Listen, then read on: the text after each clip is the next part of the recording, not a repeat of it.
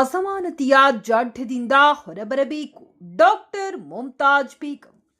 ಗಂಗಾವತಿ. ಪುರುಷ ಪ್ರಧಾನವಾದ ಸಮಾಜದಲ್ಲಿ ಪುರುಷ ಹಾಗೂ ಮಹಿಳೆಯರ ಅನುಪಾತವನ್ನು ಗಮನಿಸಿದಾಗ ಪುರುಷರು 100 ಆದರೆ ಮಹಿಳೆಯರು 80ರಷ್ಟು ಹೊಂದಿದ್ದು ಕಾಣಬಹುದಾಗಿದೆ. ಈ ಹಿನ್ನೆಲೆಯಲ್ಲಿ ಮಹಿಳೆಯರು ಸಾಮಾಜಿಕ ಅಸಮಾನತೆಗಳ ಮೌಢ್ಯತೆಗಳಿಂದ ಹೊರಬೇಕಾದ ಅವಶ್ಯಕತೆ ಇದೆ ಎಂದು ಎಸ್ಕೆಎನ್ಜಿ ಕಾಲೇಜಿನ ಸಹ ಪ್ರಾಧ್ಯಾಪಕಿ ಡಾಕ್ಟರ್ ಮುಮ್ತಾಜ್ ಬೇಗಂ ಅಭಿಪ್ರಾಯಪಟ್ಟರು. ಅವರು ಶುಕ್ರವಾರದಂದು ಸಂಕಲ್ಪ ಪ್ರಥಮ ದರ್ಜೆ ಕಲಾ ಮತ್ತು ವಾಣಿಜ್ಯ ಮಹಿಳಾ ಮಹಾವಿದ್ಯಾಲಯ ಕಾಲೇಜು ಆವರಣದಲ್ಲಿ ಆಯೋಜಿಸಿದ ಮಹಿಳಾ ದಿನಾಚರಣೆ 2025 ಹಾಗೂ 26 ಸಮಾರಂಭವನ್ನು ಉದ್ಘಾಟಿಸಿ ಮಾತನಾಡಿದರು. ಈ ಹಿಂದೆ 70ರ ದಶಕದಲ್ಲಿ ಗಮನಿಸಬೇಕಾದ ಮಹಿಳೆ 4 ಗೋಡೆಗೆ ಮಾತ್ರ ಸೀಮಿತವಾಗಿದ್ದು ಕಾಣಬಹುದಾಗಿತ್ತು. ಆದರೆ ಇಂದು ಪರಿಸ್ಥಿತಿ ಬದಲಾಗಿದೆ. ಮಹಿಳೆಯರು ಸಮಾಜದ ವಿವಿಧ ಕ್ಷೇತ್ರದಲ್ಲಿ ದಿಟ್ಟ ಹೆಜ್ಜೆ ಇಡುವುದರ ಮೂಲಕ ಸಾಧನೆಯ ಹಾದಿಯಲ್ಲಿ ಇರುವುದು ಗಮನಿಸಬಹುದು ಎಂದು ಅತ್ಯಂತ ಮಾರ್ಮಿಕವಾಗಿ ಮಾತನಾಡಿದರು. ಸಮಾರಂಭದ ಅಧ್ಯಕ್ಷತೆಯನ್ನು ಸಂಕಲ್ಪ ಮಹಿಳಾ ಮಹಾವಿದ್ಯಾಲಯದ ಪ್ರಾಚಾರ್ಯರಾದ ಬಸಪ್ಪ ಸಿರಿಗೇರಿ ವಹಿಸಿದ್ದರು. ಪ್ರಾಥಮಿಕವಾಗಿ ನಾಗರಾಜ್ ಇತಿಹಾಸ ಪ್ರಾಧ್ಯಾಪಕರು ನೆರವೇರಿಸಿದರು. ಈ ಸಂದರ್ಭದಲ್ಲಿ ವಿಶೇಷ ಅತಿಥಿಗಳಾಗಿ ಅನಿತಾ ಸಿಐಎಸ್ಎಫ್, ನಜಿಮಾ ಪಿಸಿ ಕಂಪ್ಲಿ, ಬಹುಮಾನ ವಿತರಕರಾಗಿ ಸುರೇಶ್, ಪ್ರಾಧ್ಯಾಪಕರು ಮುಖ್ಯ ಅತಿಥಿಗಳಾಗಿ ಆಶಾ ಎಸ್, ಉಷಾದೇವಿ, ಸಂಪತ್, ಕುಮಾರಿ ಬಿ, ವಿದ್ಯಾ, ಮೇಘಾ, ಶರಣಮ್ಮ ಸೇರಿದಂತೆ ವಿದ್ಯಾರ್ಥಿ ಪ್ರತಿನಿಧಿಗಳಾದ ಮುಸ್ಕಾನ್, ಜಾಕೀರ್ ಹುಸೇನ್, ಅಕ್ಷತಾ, ಎಂಆರ್, ಆರ್ ಮಂಜು, ಸ್ವಾಮಿ, ಅಮಿತ್ ಕುಮಾರ್ ರೆಡ್ಡಿ, ಶಂಕರ್ಲಿಂಗಪ್ಪ ಕೊಪ್ಪದ್ ಇತರರು ಉಪಸ್ಥಿತರಿದ್ದರು.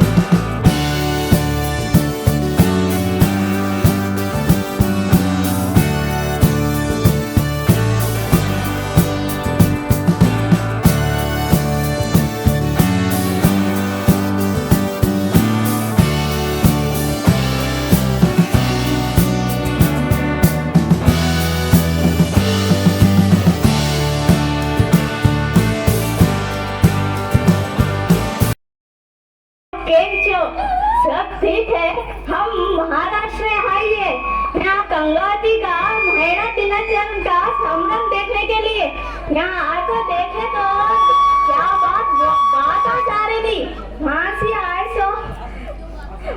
आए सो खुशबू देखो हम तो फुल फिदा। हमारे महाराष्ट्र में है, लेकिन इसका सबका संस्कृत, यहाँ का रहने का कॉलेज का संस्कृत, लेकिन एजुकेशन और यहाँ देखे तो कितने अच्छे दिख रहे हैं। एक लड़कियाँ, यहाँ का संस्कृत। अब यहाँ देखो हमारे कॉलेज के पढ़ो गेस्ट बनकर आए, उनको देखो हम सब फुल फिदा। बातों नहीं आ रही, बातों करने मेरे को क्या बातों करना बोलते केवल ऐसा कॉलेज चलते कर्नाटक में नंबर 1 एक बना है कॉलेज। ಎಲ್ರಿಗೂ ನಮಸ್ಕಾರಪ್ಪ. ನಮ್ಮೂರು ಹುಬ್ಬಳ್ಳಿಯವ. ನಾನು ಇಲ್ಲಿ ಗಂಗತಿ ಒಳಗ ಸಂಕಲ್ಪ ಕಾಲೇಜ್ ಐತಿ, ಅಲ್ಲಿ ಪ್ರೋಗ್ರಾಮ್ ಚಲೋ ನಡೀತೈತಿ ಅಂತ ಅನ್ಕೊಂಡೆ. ಇಲ್ಲಿ ಬಂದ್ ನೋಡ್ತು ಒಂದಕ್ಕಿಂತ ಒಂದು ಚಲೋ ನಡೀತೈತಿ. ಹುಡುಗಿಯರ್ ನೋಡಿದ ಒಬ್ರಿಗಿಂತ ಒಬ್ರು ಚಂದ ಕಾಣ್ತಾರೆ. ಇಲ್ಲಿ ನೋಡಿದ್ರ ಹುಲಿಗಳು ಕೂಡ ಹಂಗ ಅವ.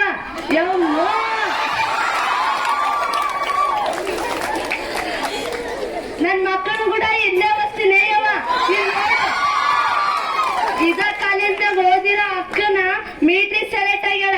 ಆ ಅಕ್ಕನ ಇದೇ ಕಾಲೇಜಿಗೆ ಗೆಸ್ಟ್ ಆಗಿ ಕರ್ದಾರ. ಮತ್ತೆ ಆ ಮಟ್ಟಕ್ಕೆ ಹೋಗೈತಿ ಈ ಕಾಲೇಜ್ ನೀವೇ ಹೇಳ್ರಿ. ನಮ್ ಕಾಲೇಜು ಕರ್ನಾಟಕದಾಗ ಫಸ್ಟ್ ಬರ್ಬೇಕು ನೋಡ್ರಿ ಅವ. ಎಲ್ಲರೂ ಪರ್ಸೆಂಟೇಜ್ ತೆಗೆದು ಎಲ್ಲ ಚೊಲೋತ್ನಾಗಿ ಒಂದ್ ಹೆಸರು ತರ್ರಿ ಅವ.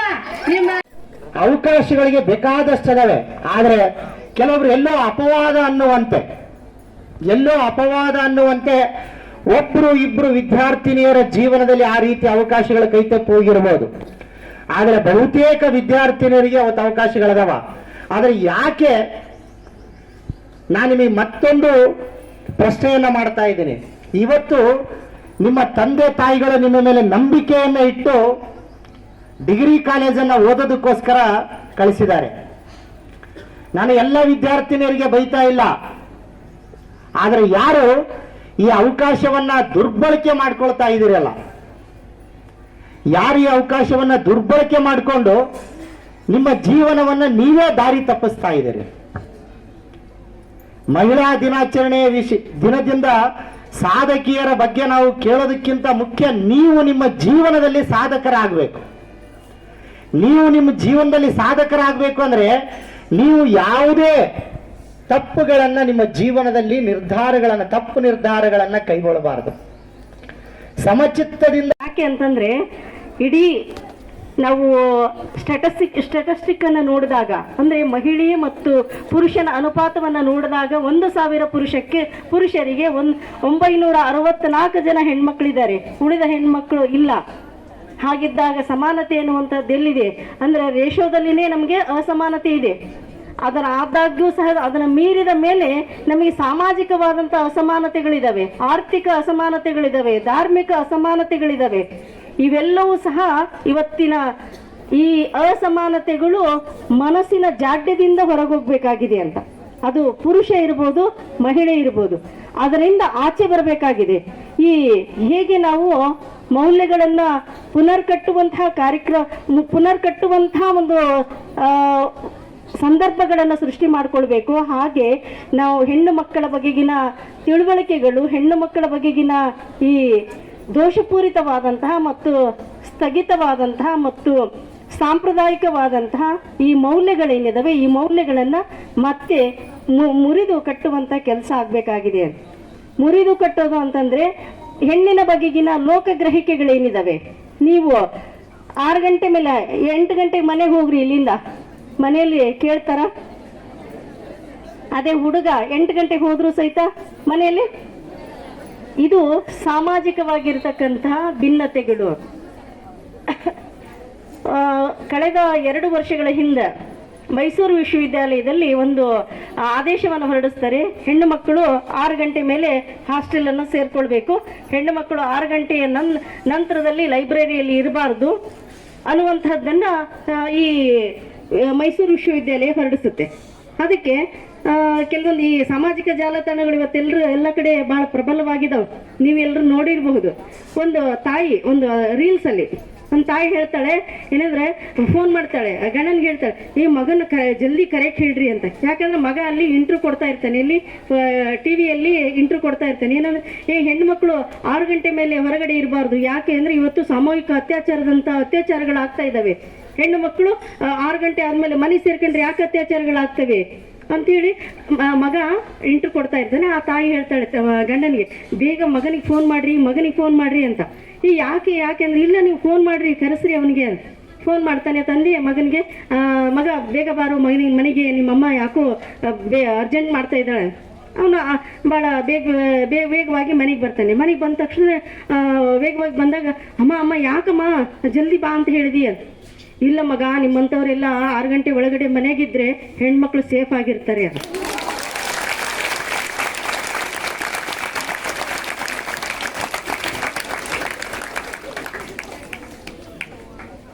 ಇದು ಏನು ಅಂತಂದ್ರೆ, ಇವತ್ತಿನ ಮಾನಸಿಕ ಸ್ಥಿತಿಗಳು ಬದಲಾಗಬೇಕಾಗಿದೆ, ನಮ್ಮ ಲೋಕ ಗ್ರಹಿಕೆಗಳು ಬದಲಾಗಬೇಕಾಗಿದೆ, ಹೆಣ್ಣು ಮಕ್ಕಳ ಬಗೆಗಿನ ಲೋಕ ಗ್ರಹಿಕೆಗಳು ಬದಲಾಗಬೇಕಾಗಿದೆ, ಅದರ ವಿನ್ಯಾಸಗಳು ಬದಲಾಗಬೇಕಾಗಿದೆ ಅಂತ. ಆದ್ರಿಂದ ಈ ಸ್ತ್ರೀವಾದ ಅನ್ನುವಂಥದ್ದು ನಮಗೆ 70ರ ದಶಕದಲ್ಲಿ ಬಂದಂಥ ಒಂದು ವಾದವಾಗಿ, ಅಥವಾ ವಾದ ಅಂದ್ರೆ ವಾದ ವಿವಾದ ಅಲ್ಲ, ಅದೊಂದು ಸಿದ್ಧಾಂತ, ಸ್ತ್ರೀವಾದ ಸಿದ್ಧಾಂತ. ಈ ಸಿದ್ಧಾಂತವನ್ನು ಇವತ್ತಿಗೂ ಸಹ ಪ್ರತಿಪಾದಿಸ್ತಾನೆ ಇದ್ದೀವಿ. ಅದು ಆರಂಭದ ಕಾಲಘಟ್ಟದಲ್ಲಿ ಏನಾಯಿತು ಅಂದರೆ, ಹೆಣ್ಣು ಮಕ್ಕಳು ಗಂಡು ಮಕ್ಕಳನ್ನು ನೀವು ಶೋಷಣೆ ಮಾಡಿದ್ರಿ, ಹಾಗೆ ಶೋಷಣೆ ಮಾಡಿದ್ರಿ, ನಮ್ಮ ಶತಮಾನಗಳಿಂದ ನಮ್ಮನ್ನು ತುಳಿತಕ್ಕೆ ಒಳಪಡಿಸಿದ್ರಿ, ನಮ್ಮನ್ನು ಹೊರಗಡೆ ಬಿಡಲಿಲ್ಲ, ಈ ಥರದ ಮಾತುಗಳು ಆರಂಭ ಕಾಲಘಟ್ಟದಲ್ಲಿ ಇದ್ವು. ಆದರೆ ನಂತರದ ಕಾಲಘಟ್ಟದಲ್ಲಿ ಏನಾದವು ಅಂತಂದರೆ, ಅದು ಆ ವ್ಯಾಖ್ಯಾನಗಳು ಮತ್ತೆ ಪುನರ್ ಕಟ್ಟುವಂತಹ ಕಾರ್ಯಕ್ರಮಗಳಾದವು. ಯಾಕೆ ಅಂತಂದರೆ, ನಾನು ಇವತ್ತು ಇಷ್ಟು ಜನ ಹೆಣ್ಮಕ್ಳು ಕೂತಾಗ ಇಲ್ಲಿ 4 ಜನ ಆದರೂ ನಮ್ಮ ಸಹೋದರರು ಕೂತಿದ್ರು. ಅದು ಬಹಳ ಸಮಾಧಾನಕರ ಸಂಗತಿ. ಯಾಕೆ ಅಂದರೆ, ಹೆಣ್ಮಕ್ಳು ಆದರೂ ಇಲ್ಲಿ ಏನು ವೆಲ್ಕಮ್ ಮಾಡ್ಕೊಳ್ಳುವಾಗ ಹೇಳಿದ್ರು, ಇದೆಲ್ಲ ನಿಮ್ಮ ಕಾರ್ಯಕ್ರಮ, ನೀವೇ ಮಾಡ್ಕೊಳ್ಬೇಕಾಗಿತ್ತು ಅನ್ನುವಂಥ ಮಾತುಗಳು ಇದ್ವು. ಆದರೆ ನಮ್ಮ ಕಾರ್ಯಕ್ರಮ ನಾವು ಮಾಡಿಕೊಳ್ಳುವುದಲ್ಲ, ಹೆಣ್ಣು ಮಕ್ಕಳನ್ನು ಗೌರವಿಸುವುದು, ಹೆಣ್ಣು ಮಕ್ಕಳ ಬಗೆಗೆ ಮಾತನಾಡುವುದು ನಮ್ಗಿಂತ ಹೆಚ್ಚಿಗೆ ಪುರುಷ ಲೋಕಕ್ಕಿದೆ. ಅವರು ಹೆಣ್ಣು ಮಕ್ಕಳ ಬಗೆಗೆ ತಿಳುವಳಿಕೆಗಳನ್ನು ತಿಳ್ಕೊಳ್ಳುವಂತಹ ಮತ್ತು ಹೆಣ್ಣಿನ ಮನೋಲೋಕವನ್ನು ಅರ್ಥೈಸಿಕೊಳ್ಳುವಂತಹದ್ದು ಹೆಣ್ಣಿಗಿಂತ ಬಹಳ ಅಗತ್ಯವಾಗಿ ಈ ಪುರುಷ ಲೋಕಕ್ಕೆ ಬೇಕಾಗಿದೆ ಅಂತ. ಆ ಹಿನ್ನೆಲೆಯಲ್ಲಿ ಹೆಣ್ಣು ಮಕ್ಕಳ ದಿನಾಚರಣೆ ಇಷ್ಟಪಡೋದಿಲ್ಲ, ಸಮಯ ಬಹಳ ಆಗಿದೆ. ಎಲ್ಲರಿಗೂ ಕೂಡ ಅವಕಾಶಗಳಿರುತ್ತೆ.